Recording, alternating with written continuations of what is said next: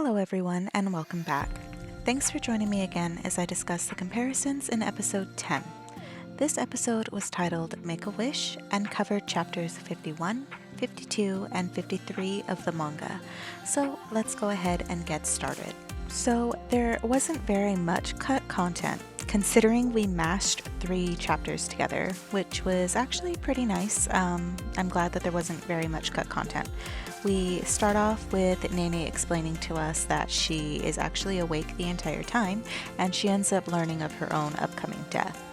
So everything is pretty much the same, save for some character placements, and again, we do seem to have a little bit of some scaling issues as Hanako begins to place Nene onto this bed in the jail cell.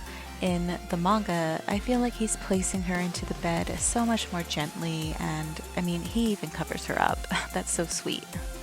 And there's definitely more surprise as Hanako realizes she's awake, and I feel like there's more emotion as she calls out to him compared to how they show it in the anime. I just feel like the anime just sometimes cannot capture what is shown in the manga. I just don't know. They just cannot capture it sometimes, and sometimes they do, and I just don't know. They just get it, and sometimes they don't. And another example that I have of that emotion not exactly being captured in anime is when Hanako is hugging her and telling her that he's going to save her. Compared to the manga, that hug in the anime just cannot compare. Going back into the episode, Mei and Hanako end up discussing the world's completion, and Mei goes down into the cell to visit and console Nene. But in the anime, you cannot see any of the drawings that she was working on, and in the manga, you can clearly see them as Mei is checking on her. After offering her some chocolates, the two girls end up talking just a little bit, and Mei ends up revealing to Nene why Hanako wants her to stay here, because that if she stays here, then she'll never have to worry about death. But I didn't like that the anime covered up her little sunflower picture with Mei's hand, because in the manga, you can clearly see her, and she looks so cute. So as Nene loses her temper, she ends up holding Mei hostage. But I felt like the anime could have taken a different approach with this, as she doesn't even look all that shocked about it. In the manga, she goes from having a very shocked look on her face.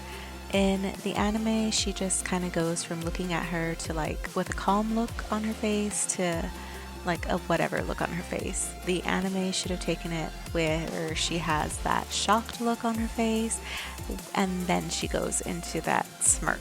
I feel like that would have transitioned better, which leads to her taking the whole palette knife away from Nene, and then she goes ballistic with the whole "I'm gonna stab you and poke a hole in you" thing, which would have been a little bit more comedic, I guess. And as we lead away from that bit, Mei starts to sort of tease her, I guess, as Nene wants to go back home. And she immediately starts shaking, but I feel like the anime didn't really capture much. Nene really didn't have much to be shaking about. Whereas in the manga, as she's mocking her about it, Nene is sort of picturing her own death, and we can see her body laying on the floor, and it's sort of covered in, well, not covered in blood, but there's a lot of blood splattered around her, which sort of gives her a bigger picture that her death is coming, her mortality is coming. And on an unrelated note, I just wanted to include this screenshot because I just thought it was pretty for some reason. So now we start to get a little quick sneak peek at the real Mei, and we are paid a visit by my personal favorite, Tsukasa. And Mei sort of freaks out because she's like, well, what the heck? What are you doing here? And a small line ended up getting cut as Mei freaks out because Tsukasa destroyed the cell. She's like, what are you doing? Number 7 is totally going to get mad about this. So as Tsukasa appears, Nene really doesn't look all that terrified of him. And in the manga, I feel like she definitely looks a little bit more freaked out about it. So he ends up transporting both Mei and Nene back to the boundary of where her Yorishiro is. I also love that the episode finally got back to including some of these little panels And I also went ahead and included the original manga panel because I'm glad that we finally get to see these again. I was kind of missing these. So, like I've said, things have been playing out really well from manga to anime adaptation, and there have been a little bit of changes here and there from dialogues and things like that.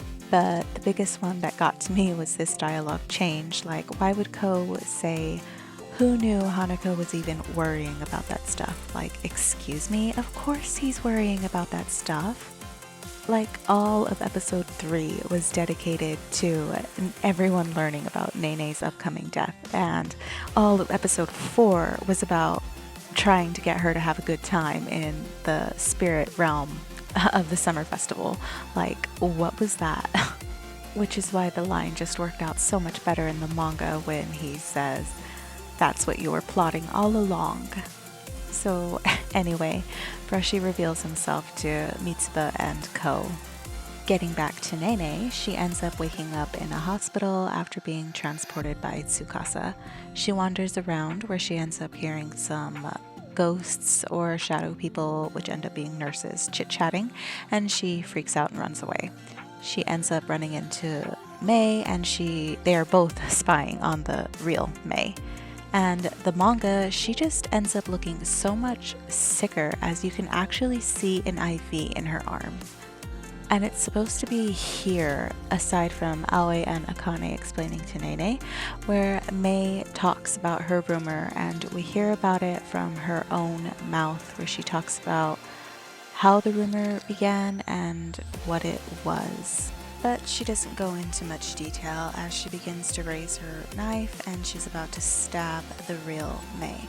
She's stopped by Nene, of course, but this ends up waking the real Mei, and she ends up summoning the shadow nurses. But the shadow nurses don't really seem all that threatening in the anime compared to the way they are in the manga. They're a little bit more handsy in the manga.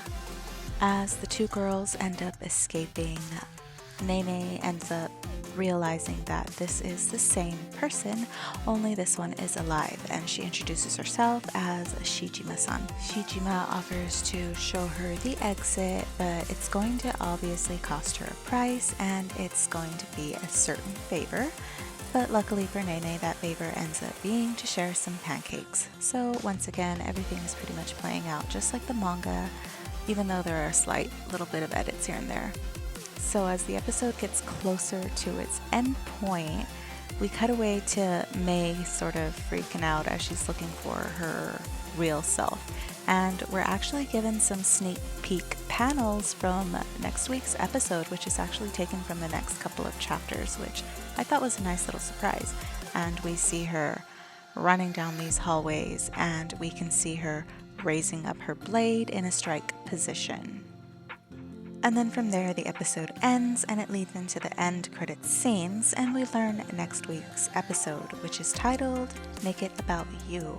However, chapter 53 actually continued. It did not end at that little bit of them sharing pancakes and showing Mei running down the hallways. It actually continued.